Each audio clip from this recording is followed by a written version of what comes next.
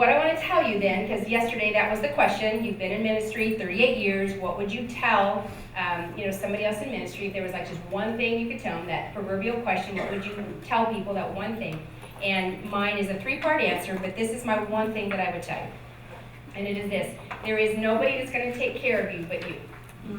So if you want to survive and thrive as a woman, as a pastor's wife, as a mother, as a wife, as a neighbor, a friend, you have got to figure out and take responsibility for taking care of yourself. And when I say that, I'm not saying anything against your husband or your children or the rest of your family or your friends.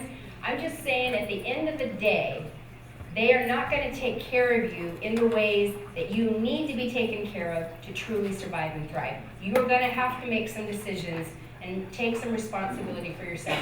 And we don't really like that. It's so much easier when we can say, well, if my husband just did this better, or if my kids did this differently, or if I was in a different church, and we start blaming really everybody else in our life for some of the things that are going wrong. And when actuality, if we would really be gut level honest, if we would just really hold up that mirror of truth to ourselves, we would see that we have more responsibility for our own lives than we acknowledge, but we don't want to accept that responsibility, because if we accept the responsibility, it would mean we'd have to do something about it, and we don't want to do anything about it. It's just much easier to blame somebody else. Okay, so with that as the foundation, let me give you 3 areas that I think you have to accept responsibility in taking care of yourself. The first is physically. You've heard Rick talk a little bit about the Daniel plan. We are so serious about this at Saddleback, about getting, it's not about weight loss, it is about taking Romans 12:1 really seriously. And the question that I've been asking myself is, what would it look like for me to present my body to God as a living sacrifice? What do I need to do differently if I really took that verse seriously, presenting my body to God as a living sacrifice? And it's a question that's going to look different for every one of us. That's why it's not this rote thing. There's not a diet to follow. There's not a program to follow. It's you coming before God and saying, Lord, I want to know really what it would look like for me to present my body to you as a living sacrifice. What do I need to do differently in my body that would make me more fit to serve you?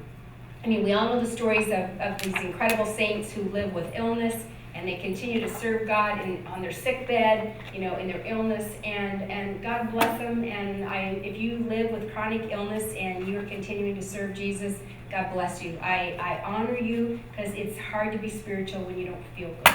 It's really, really hard to be spiritual when you don't feel very good. So what are the controllables? This is really the bottom line. I'm asking you what I ask myself. What are the controllable factors in my life? What are the things that I can control and have either chosen not to, or have decided I'm not willing to pay a price to control it? And so my motto is control the controllables and leave the uncontrollables to God. There are so many things that come into our lives that we do not have control over. Events happen, things that other people happen in other people's lives that we care about, situations that we truly have no control over. And I'm not speaking about those. I'm talking about what are the controllable factors that you can.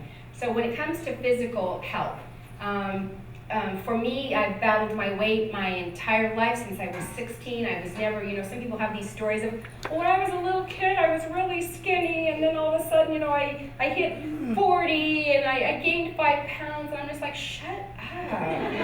Because that is just not my story. Since I was a little kid, I was a chubby little kid, and at 16, I just remember thinking I was Twiggy. Those of you who are at least sort of maybe 50 or so, remember Twiggy she was the icon. She was a twig. That's why they called her Twiggy. She was a waif. She was emaciated. And I looked at my body that had curves and roundness and just went, it's ugly. It's ugly. I want to look like her. And so began the lifelong battle of the scale and the up and the down and every diet known to man and back and forth and 20 times on it. And finally just decided about a year ago that I'm just so done with that. And I'm not an athlete, I'm not athletic, I get hurt when I exercise. So decided exercise is dangerous. So I'm not this big athlete. But for me, it was really just trying to take that passage seriously. What will it look like if I really get serious about presenting my body as a living sacrifice to God? And I've had cancer twice. I've had breast cancer. I've had melanoma. So obviously my immune system has failed me twice. And so the thing is, what's controllable? What's controllable? I am in complete control. We don't have any on the table, but if there was a fork, I would walk down and grab the fork.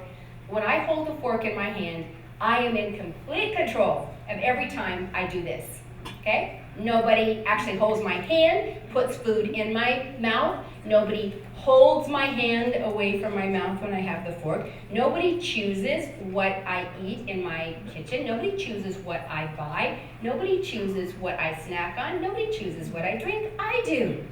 I am in total control over everything that goes into my body. So I have to accept responsibility for my body. Nobody is going to take me and hold my legs and do this. Make me walk around the lake. Nobody. Nobody's going to make that happen. Nobody's going to make me pick up the 5-pound weight and do a few little of these things. Nobody.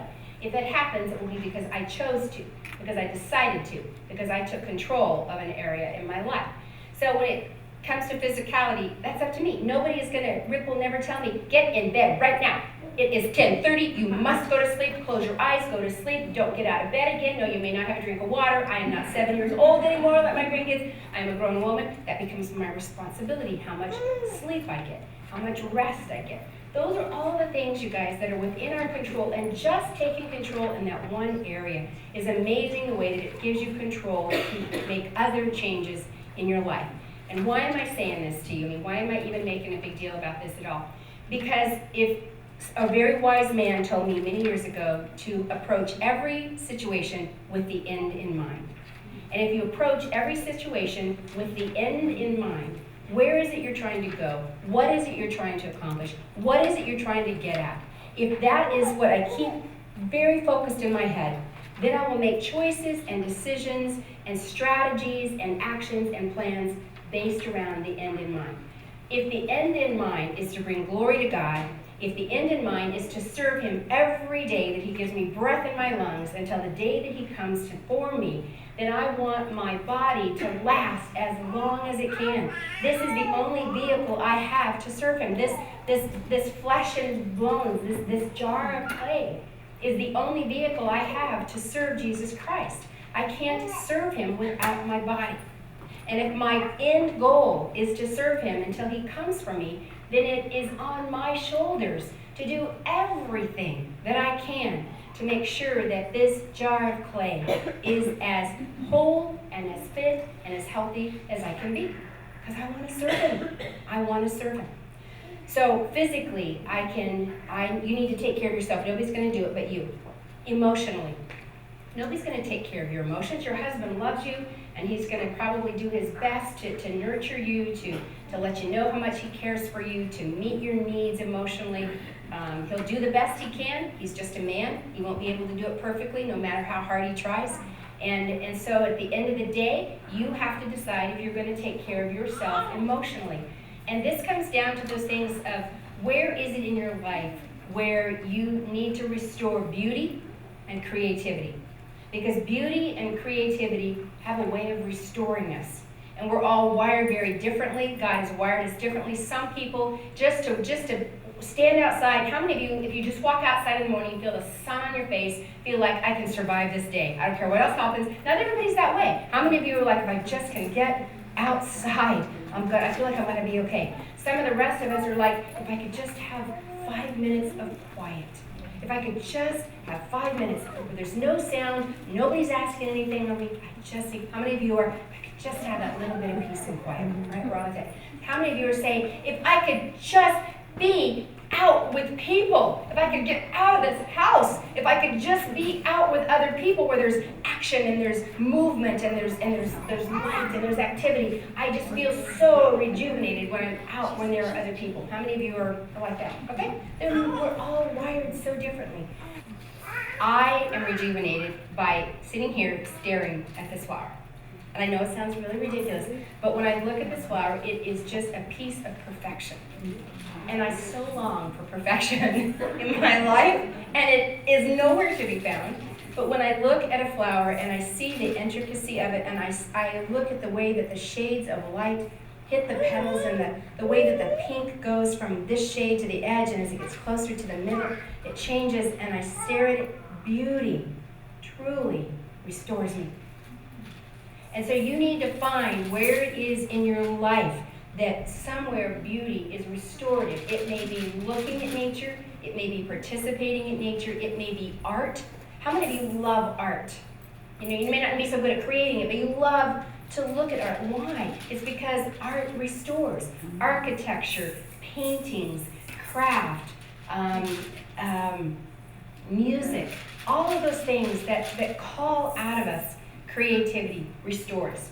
For me, I started taking piano lessons again a few years ago. I played the piano since I was a little girl. I'm not very good at it. I'm just average. And so now I take piano lessons not to play for anybody else. In fact, I don't really like to play for anybody else.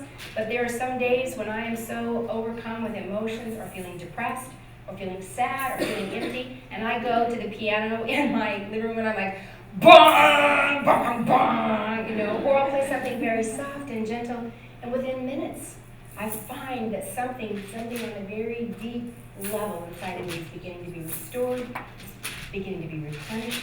And I'll tell you, this is one of the first things that goes in the lives of most women, that emotional nurturing of ourselves. Most of us are not very good at nurturing ourselves. Some women just feel flat out guilty to even think of such a thing. To think of taking care of yourself just seems very selfish, very self-centered. You know that old thing, how do you find joy? Jesus first, others second, yourself last. Anybody else hear that? You've probably quoted it and told it in the Bible study. And it has a very noble, I get what's being said, and I never make fun of anybody who says it, because I usually know they're coming from a very sincere place. But you guys, when you put yourself last over and over and over and over again, pretty soon you as a self, as a person, as a woman, don't seem to matter that much, and your needs seem trivial, and they seem like you're being self-centered and you're being selfish, and you feel guilty for taking time for yourself or looking for ways to replenish. Please do not. Please do not feel guilty. God has intended that you find those ways of creativity, of beauty, to restore your inner life. Gail McDonald talks about in her book, High Call, High Privilege, which is one of the books listed in there. It's an old book. It came out when I was a very young pastor's wife. But Gail McDonald, High Call, High Privilege. And she says in there that within each of us is a little campfire. Just this little campfire. It's got, just a few little twigs and a little fire that's going. But it's the fire inside of us that gives us the zest and the passion to get up every day, to keep tackling our lives, to keep going at it again. And so she says, when that little campfire is neglected, when that fire goes out, either because we're too busy, because life has overwhelmed us, stuff's gotten too hard, she said when that campfire goes out, it's incredibly difficult to try to minister to anybody else from a very cold, empty fire on the inside. And if I were to ask you, anybody want to give a testimony? I know that probably each one of us could give a testimony of at least some period in our lives in which we let that little fire go out and we're just empty on the inside. And I would encourage you that as you nurture yourself, as you take care of yourself emotionally, that little fire will start to come back. And then you'll have something to give. How can anybody warm themselves by the fire of your heart when your own fire has gone out? You've got to nurture. You have people who are looking to you. You have a family. You have a husband who needs what you have to offer. You have children who have what you need to offer. You have neighbors and parishioners. And if your little fire has gone cold, not only can you not warm yourself, you can't warm anybody else. And that leads me to the spiritually, which we talked about a lot yesterday, so I'm not going to spend a ton of time on that. But if you do not take responsibility for your walk with God, again, it's very easy to blame other people. Nobody's going to make you crack open your Bible every morning. Your husband is not going to stand over you demanding that you open your Bible and that you have a quiet time and that you get close to God. Nobody is going to make you pray. Nobody is going to make you say yes to God over and over in the hard times. Nobody else is going to make you surrender to Him. Nobody has the power to build your spiritual life but you. And it is your responsibility to make sure that you are growing every day. That this year, as you look back, we talked about it yesterday, are you more spiritually deep? Are you closer to God? Are you more intimate with Him a year later than you were a year ago?